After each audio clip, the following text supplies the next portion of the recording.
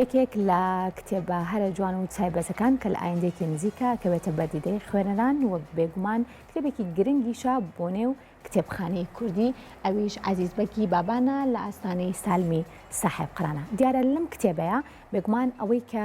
دەرئەکەوێت کە عەزیزبەگی بابان یەکێکە لە کەسایەتیە سیاسی و هەروەها مێژوویە هەرە دیارەکانی مێنشینی بابان کە بێگومان حکومڕانی شاری سلێمانیان کردووە و بێگومان یەکێکە لە کەسایەتی هەرە دیارەکان کە هەمیشە مێژوو زۆر بە جوانی ئەینووسێتەوە. هەریەک لە ئێمەش ساحێب قڕان ئەناسین و ئەزانین کە یەکێکە لە شاعیرە هەرە دیار و قەڵەمە زۆر جوانەکانی نێو ئەدەبیاتی کلاسیکی کوردی و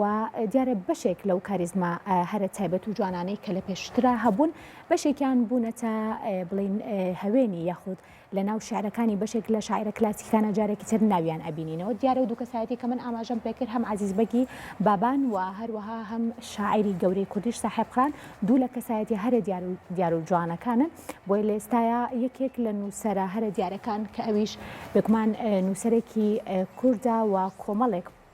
کتێبی زۆر جوانی ئەویش دکتۆر ڕەوف عوسمانە ئەم کتێبەی نووسیوە و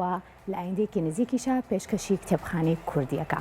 کتێبی عەزیزبەگی بابان لە ئاستانەی سالمی ساحێب قڕاندا یەکێکترە لەو کتێبانی کە لەلایەن نووسەر دکتۆر ڕەوف عوسمانەوە نووسراوە. عەزیزبەگی بابان یەکێکە لە پیاوە سیاسی و کۆمەڵایەتی و ڕامیاری و خوێندەوار و فەرماندە مەزنە دیارەکانی بابان و سالمیش نازناوی شیعری عەبدوڕەحمان بەگی کوڕی محەممەد بەگی کوڕی ئەحمەد بەگا لە بنەماڵەی ساحێب قڕانە و لە ساڵی 1800دا لە شاری سلێمانی هاتۆتە دنیا و لە ساڵی 1866دا کۆچی دوایی کردو لە گردی سەیوان لە شاری سلێمانیش بە خاک سپێردراوە.